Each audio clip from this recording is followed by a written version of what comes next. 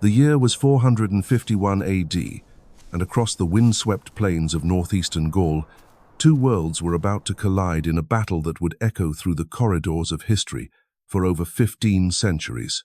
On one side stood the most feared conqueror the world had ever known, a man whose very name struck terror into the hearts of emperors and peasants alike. On the other side, a desperate coalition of enemies turned allies, united by nothing more than their shared terror of what would happen if they failed. This was not merely a clash of armies. This was the moment when the fate of European civilization hung by the thinnest of threads, decided by steel and blood on fields that would be forever stained with the courage and sacrifice of those who fought there. In the rolling countryside near what we now call Châlons-sur-Marne, the largest army Europe had seen in generations prepared to face an enemy that had never known defeat. The stakes could not have been higher. Victory would mean the survival of a way of life that had flourished for centuries. Defeat would mean the end of everything, the triumph of chaos over order, darkness over light. Yet on that fateful morning of June 20th, as the mist rose from the grass and the first rays of sunlight caught the gleam of countless weapons, few could have imagined that they were about to witness one of the most decisive battles in human history. The man who had brought Europe to its knees was born into a world of endless steppes and nomadic tribes, where strength was the only law and mercy, a luxury few could afford. Attila the Hun emerged from the vast grasslands of Central Asia like a force of nature, unstoppable and merciless. His empire stretched from the Baltic Sea to the Caspian, from the Alps to the Black Sea, a dominion built on the bones of countless enemies and watered with the tears of conquered peoples. Yet Attila was no mere barbarian warlord drunk on violence and plunder. This was a man of remarkable intelligence and political cunning, a master diplomat who could negotiate treaties with Roman senators in the morning and lead devastating cavalry charges in the afternoon. Contemporary accounts describe him as short in stature, with a broad chest and piercing eyes that seemed to look straight through his enemies' souls. His beard was thin and graying, his skin weathered by decades of campaigning, but his presence commanded respect even from those who despised him. The Hunnic military machine that Attila commanded represented a revolution in warfare that had terrorized Europe for generations. These were not the lumbering infantry formations of traditional armies, bound to roads and supply lines. The Huns were masters of mobility, their entire society built around the horse and the bow. Their recurved bows, crafted with deadly precision, could pierce armor at distances that left their enemies helpless. Their tactics were fluid and unpredictable, striking like lightning from unexpected directions before vanishing into the vast distances from which they had come. But perhaps most terrifying of all was the sheer diversity of Attila's forces. This was not merely an army of Huns, but a confederation of conquered peoples pressed into service under the banner of their conqueror.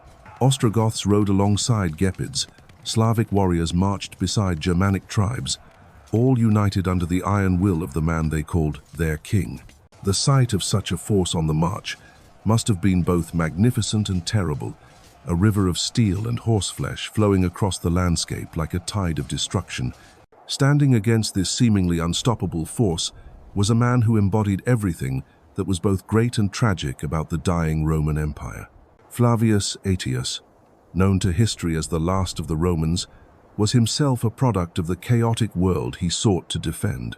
Born not in the marble halls of Rome but in a frontier town on the Danube, he was as much barbarian as Roman, shaped by a youth spent as a hostage among the very peoples he would later fight.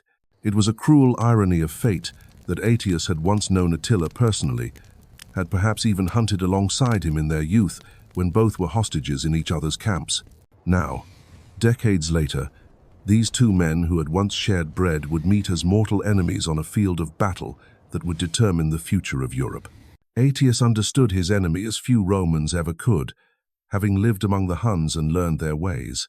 This knowledge would prove invaluable, for conventional Roman tactics had failed repeatedly against the mobility and ferocity of Hunnic warfare. By 451, the Western Roman Empire existed more in name than in reality. Its legions were shadows of their former glory, its borders porous, its treasury empty. Yet in Aetius, Rome had found its last great general, a man who understood that survival required not just military skill but diplomatic genius. He had spent years building relationships with the barbarian kingdoms that now dotted the former Roman territories, understanding that these former enemies might be his only hope of salvation. The crisis that would bring these forces together began, as so many great conflicts do, with a woman's desperation and a man's ambition. Princess Honoria, sister to the weak Emperor Valentinian III, found herself trapped in an arranged marriage that would secure political advantage for her brother, but condemn her to a life of misery. In her desperation, she committed an act that would change the course of history. She sent her ring to Attila the Hun, along with a plea for rescue from her unwanted fate. Whether Honoria intended to propose marriage to the Hunnic king remains a mystery lost to time, but Attila chose to interpret her message as precisely that. Here was the pretext he needed for an invasion he had likely been planning for years. If the sister of the Roman emperor was to be his bride, then surely her dowry should include the Western Empire itself. The ring that Honoria sent in desperation became the spark that would ignite the greatest conflict of the 5th century. As word spread across Gaul that Attila was marching west with the largest army ever assembled, panic gripped the land. This was no ordinary raiding expedition, no quick strike for plunder and slaves. This was a war of conquest, a campaign designed to bring all of Western Europe under Hunnic rule. Cities that had stood for centuries began preparing for siege, while refugees clogged the roads fleeing westward ahead of the advancing storm. Yet even as terror spread before the Hunnic advance, Aetius was working furiously to forge the most unlikely alliance in European history. The man who had spent his career fighting against various barbarian kingdoms now found himself begging them for aid. The Visigoths of Aquitaine, the Franks of northern Gaul, the Burgundians, the Châlons, all were approached with the same desperate message. Attila threatened them all, and only by standing together could they hope to survive. The most crucial ally in this coalition was King Theodoric of the Visigoths, ruler of a kingdom centered on Toulouse that represented one of the most successful examples of barbarian state-building within the former Roman Empire.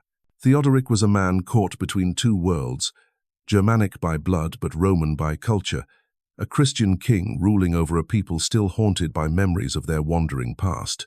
His decision to join Aetius would prove pivotal, for the Visigothic army represented the single largest military force that could be brought to bear against the Huns.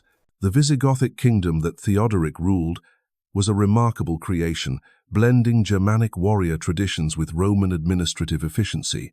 These were not the wild barbarians of Roman propaganda, but a settled people who had learned to farm the fertile lands of Aquitaine, who had built cities and established laws, who had created something worth defending. Under Theodoric's leadership, they had prospered, expanding their territory through a careful balance of diplomacy and warfare. As spring turned to summer in the year 451, the greatest armies of the age began their march toward a destiny that none could fully comprehend.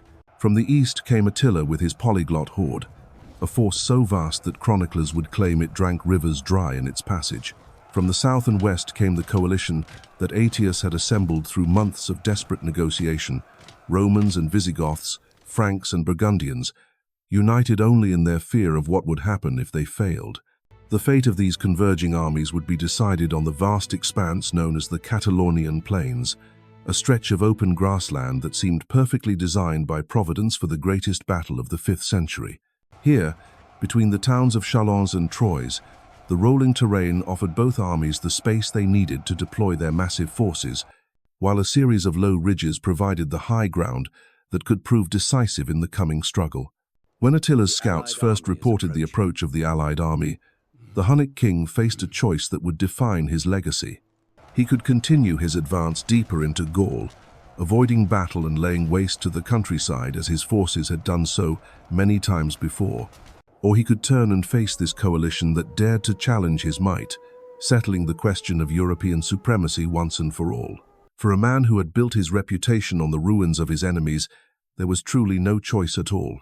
The morning of June 20th dawned clear and bright, but for those who understood the omens, the day carried an air of foreboding that hung over the assembled armies like a gathering storm. Attila, following the ancient traditions of his people, summoned his shamans and diviners to read the signs in the entrails of sacrificed animals. What they saw there filled even these hardened seers with dread. The bones spoke of victory, but at a terrible price. A great leader would fall before the sun set, though whether he would be friend or foe remained hidden in the shadows of fate. The prophecy troubled Attila more than he cared to admit, but retreat was unthinkable for a man who had never known defeat. Instead, he made a calculated decision that revealed both his tactical brilliance and his growing caution. Rather than launch his customary dawn assault, he would delay the battle until afternoon. If the day went badly, the approaching darkness would provide cover for withdrawal. If fortune smiled upon him, he would have time to complete the destruction of his enemies before night fell. Across the plain, Aetius was making preparations of his own, though his challenges were far more complex than those facing his opponent. Managing a coalition of former enemies required diplomatic skills as much as military ones. The Visigoths trusted him only as far as their own interests aligned with Rome's. The Alans were known for their fickleness in battle, capable of switching sides if they sensed the tide turning against them. Even his own Roman forces were a shadow of the legions that had once conquered the known world, filled with barbarian foederati whose loyalty was measured in gold rather than patriotism. Yet Aetius possessed something that Attila lacked in this crucial moment: the advantage of fighting on ground of his own, choosing against an enemy whose tactics he understood intimately.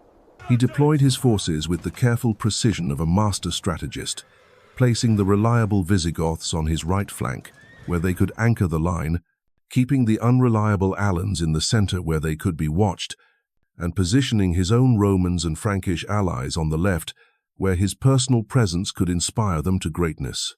The most critical decision Aetius made was his treatment of the high ground that dominated the battlefield, a ridge that rose from the plain like the spine of some sleeping giant. Control of this elevation would provide a decisive advantage to whichever side could claim it, offering both a defensive position and a platform from which to launch devastating cavalry charges. As the armies approached each other across the grasslands, both commanders recognized that this ridge would be the key to victory. The race for the high ground began before the main battle, as advance forces from both armies scrambled up the slopes in a desperate bid to secure the commanding position. Hun warriors, their horses lathered with sweat from the climb, met Visigothic cavalry in a series of vicious skirmishes that served as a bloody prelude to the greater conflict to come. Steel rang against steel as mounted warriors dueled for every yard of elevation, their war cries echoing across the plain below where the main armies watched and waited. When the fighting for the ridge finally subsided, it was the coalition forces who held the crucial ground, though at terrible cost in blood and lives. The slopes were littered with the bodies of both sides, a grim reminder of the stakes involved in this titanic struggle. From their elevated position, the Visigothic cavalry could look down upon the Hunnic formations spread across the plain below, their colorful banners and diverse weaponry creating a tapestry of impending violence that stretched to the horizon. As the afternoon sun climbed toward its zenith, the moment had finally arrived. Attila, resplendent in his war gear and surrounded by his elite bodyguard, rode along the front of his battle line, his voice carrying across the ranks as he delivered the speech that would send his warriors into the fight of their lives. He reminded them of their countless victories, of the cities they had sacked and the enemies they had crushed. Today, he proclaimed, they would add the conquest of Gaul to their glorious record, and all of Western Europe would bow before their might. The response from the Hunnic ranks was thunderous, a roar of approval that seemed to shake the very earth beneath their feet. Weapons clashed against shields, war cries rose to the heavens, and the great war drums began their hypnotic rhythm that had preceded so many victories in the past. This was the sound that had struck terror into the hearts of emperors and kings, the voice of an empire that had never known defeat. Yet across the field, another voice was rising to meet that challenge. Theodoric, king of the Visigoths, had taken his place at the head of his warriors, his silver hair streaming in the wind as he raised his sword toward the sky. His words carried the weight of prophecy as he reminded his men that they fought not merely for conquest or glory, but for the survival of everything they held dear. Their homes, their families, their very way of life hung in the balance of the coming hours. The collision, when it finally came, was like nothing Europe had witnessed since the days of the Great Migrations. The thunder of hooves shook the plain as Hunnic cavalry charged forward in their traditional formations, their recurved bows singing death songs as clouds of arrows darkened the sky. Against them rode the flower of Visigothic nobility, their long spears leveled, their shields locked, their battle cry rising above the din of combat like the voice of defiance itself. In the center, where the Alans held the line under the watchful eyes of Roman officers, the fighting took on a different character entirely. Here, disciplined infantry formations clashed in the ancient style, shield walls grinding against each other as warriors sought any opening that might break the deadlock. The Gepids and Ostrogoths in Attila's service proved their worth in this brutal melee, their Germanic ferocity matching that of their opponents blow for blow, thrust for thrust. But it was on the left flank, where Aetius himself commanded the Roman and Frankish forces, that the battle's outcome would ultimately be decided. Here, the last great Roman general of the West faced the ultimate test of his career, leading troops who represented the final flowering of Roman military tradition against an enemy who embodied everything Rome had struggled against for centuries. The clash on the left flank erupted with a violence that defied description. Aetius, mounted on his warhorse and surrounded by the last remnants of Rome's proud legions, found himself face to face with warriors whose ancestors had terrorized the civilized world for generations. The Frankish axes sang through the air beside Roman gladii, while Gothic spears thrust forward in deadly rhythm. This was not the disciplined warfare of Caesar's campaigns, but something far more primal, a struggle between two ways of life that could not coexist. The initial Hunnic assault came like a hurricane of steel and fury. Wave after wave of mounted archers swept across the plain, their arrows falling like deadly rain upon the coalition ranks. Yet these were not the soft targets that Attila's forces had grown accustomed to crushing. The Visigoths raised their shields in the ancient testudo formation, creating a wall of wood and iron that absorbed the worst of the bombardment. Behind this protection, their own archers returned fire, sending Gothic arrows arcing high into the Hunnic ranks. As the afternoon wore on, the battle devolved into a series of desperate melees that raged across the breadth of the Catalaunian Plains. Small groups of warriors found themselves cut off from their main forces, fighting for their lives in isolated pockets of violence that dotted the battlefield like islands of chaos. A Hun nobleman might find himself dueling a Visigothic prince while their men battled around them, neither giving quarter, both understanding that survival meant victory for their entire people. The tide of battle swayed back and forth like wheat bending before a storm wind. At one moment it seemed the Hunnic center might break through the Alan formations, their cavalry pouring through gaps in the line like water through a broken dam. Aetius himself rode to plug these breaches, his presence alone enough to steady wavering troops who had begun to look toward the rear. His voice cut through the din of combat, reminding his men that they fought not just for Rome, but for the future of civilization itself. Yet even as the Roman general shored up his crumbling center, disaster struck the Visigothic right wing. King Theodoric, leading a charge against the Ostrogothic cavalry in Attila's service, found himself surrounded by enemies as his horse stumbled and fell. The aging king fought valiantly from the ground, his sword flashing in the afternoon sun as he cut down Hun after Hun who sought to claim the prize of his royal head. But there were too many, and the weight of years had slowed reflexes that had once been lightning quick. The death of Theodoric sent shockwaves through both armies. To the Visigoths, he had been more than a king. He had been the father of their nation, the man who had led them from wandering tribes to settled kingdom. His fall seemed to herald the collapse of everything they had built in Aquitaine. Yet rather than break their spirit, his sacrifice seemed to ignite something deeper within his warriors.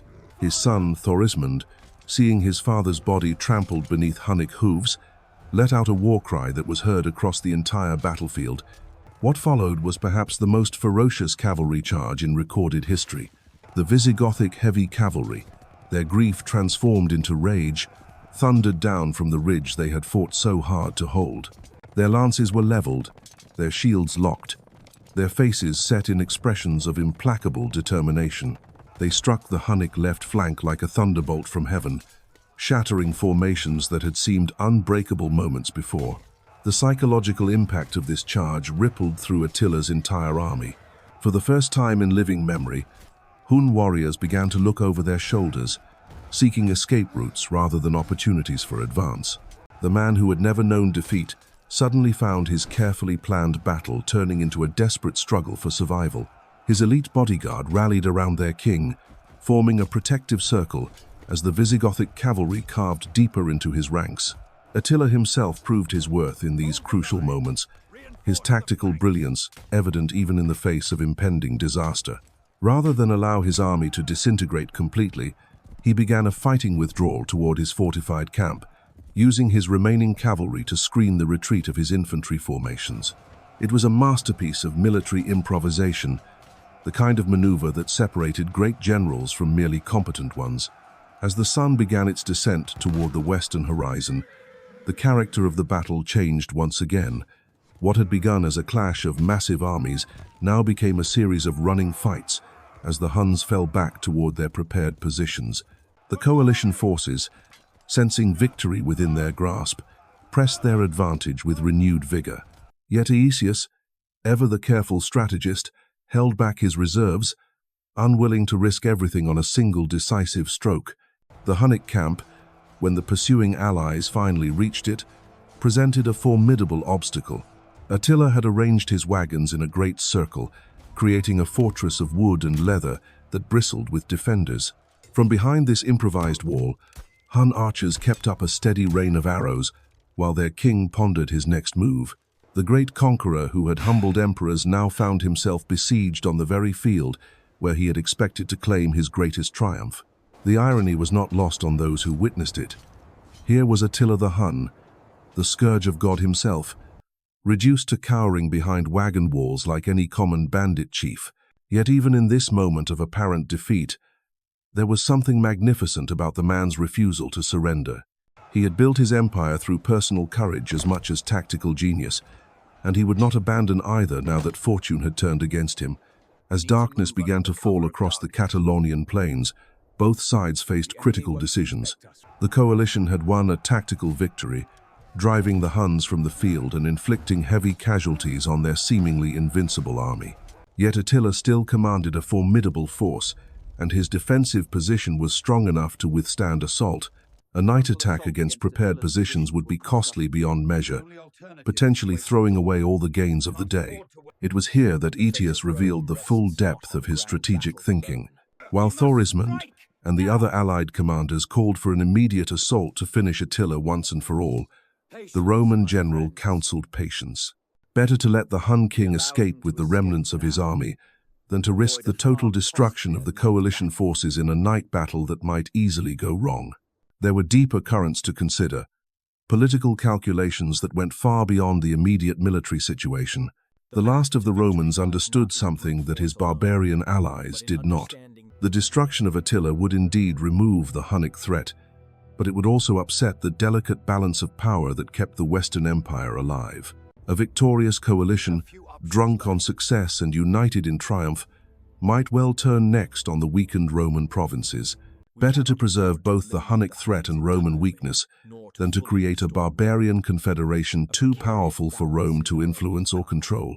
As the night deepened and the sounds of battle faded to occasional clashes between outposts, messengers moved between the various commanders, carrying proposals and counter-proposals.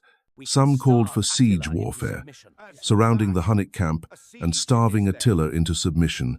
Others advocated for immediate assault, arguing that delay would only allow the enemy to recover and reorganize. Through it all, Aetius remained the voice of caution, his arguments carrying the weight of hard-won experience.